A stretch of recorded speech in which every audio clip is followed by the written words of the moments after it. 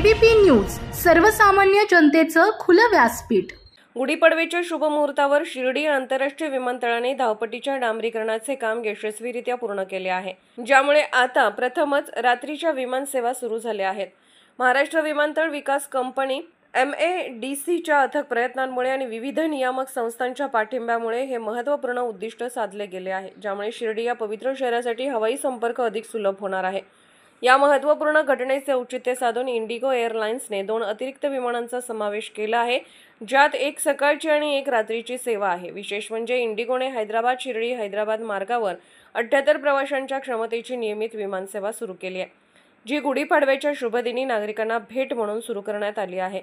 या नवीन समावेशामुळे शिर्डी विमानतळावर आता दररोज एकूण 11 विमानांची 22 हालचाली वाहतूक होईल, ज्यामुळे दररोज अंदाजे 3000 प्रवाशांची सोय होईल, जी विमान वाहतूक उद्योगातील वाढ आणि पायाभूत सुविधांच्या दृष्टिकोनातून एक महत्त्वाचा विकास आहे।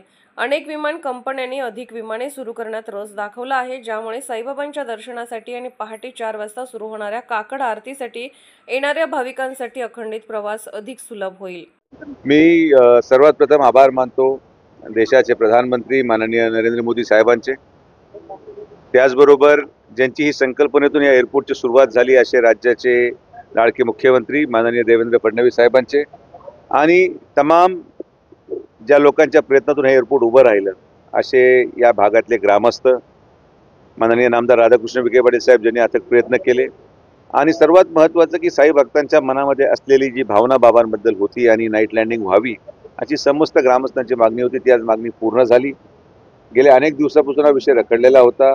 माननीय नामदार राधाकृष्ण विखे पाटील साहेबांनी प्रचंड पाठपुरावा केंद्रीय गृहमंत्री माननीय अमित शाह साहेबांकडे केला आणि म्हणून CISFची अतिरिक्त तुकडी इथं वर्ग करण्यात आली आणि त्यामुळे हे नाईट लँडिंग आज शक्य झालं। आज नाईट लँडिंगच्या माध्यमातून हे पहिलं विमान रात्री 9:30च्या सुमारास इथं लँड झालेलं आहे। माझ्या वाटते ही रेग्युलर फ्लाईट राहील।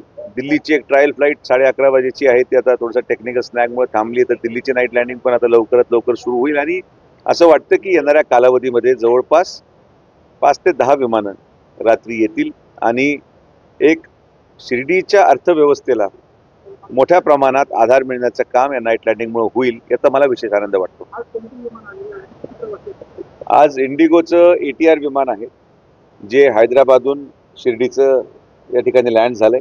येताना जवळपास 60 पॅसेंजर झाले, जाताना 76 पॅसेंजर जाणार आहेत आणि हेच माझं जी मागणी होती की जर दर्शन व्यवस्था ही आता पहाटेची झाली तर नाईट लँडिंगमध्ये येणारे अनेक, कारण की बहुतांश मला असं वाटतं की विमानद्वारे येणारे लोक हे पेड पासवाले असू शकतात, कारण की अर्थकारणात दृष्टिकोनावर पाहिलं तर हे लोक जे रात्री येतील त्यांना सकाळी पेड पासमध्ये सकाळी पहाटे दर्शन करतील आणि परत ते विमानाने जाऊ शकतात।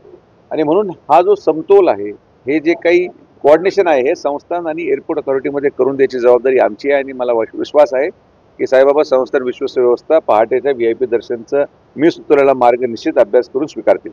विमानतळ महाराष्ट्र शासनाकडे आहे, मात्र इंटरनॅशनल नाव देऊ नाईट लँडिंगचं स्वप्न पूर्ण झालं, आता आंतरराष्ट्रीय विमानाचं स्वप्न देखील माननीय मुख्यमंत्री फडणवीस साहेबांच्या माध्यमातून पूर्ण होईल, कारण की 560 कोटी रुपयाचा नवा विमानतळाचा प्रकल्प आपण शेजारी पाहतात सुरू झालेला आहे। मेगा इंजिनिअरिंग म्हणून या कंपनीला त्याचा कॉन्ट्रॅक्ट देण्यात आलेला आहे आणि जेव्हा त्याला जवळपास डिझाईन आपण पाहिलं तर त्याला एरो ब्रिजेस आहेत।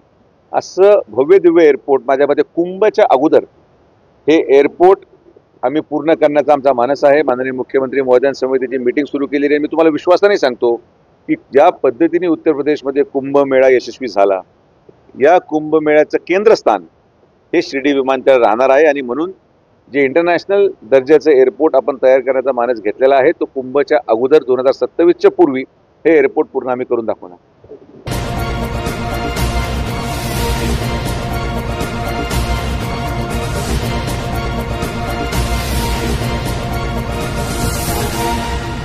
एबीपी न्यूज, सर्वसामान्य जनतेचं खुलं व्यासपीठ।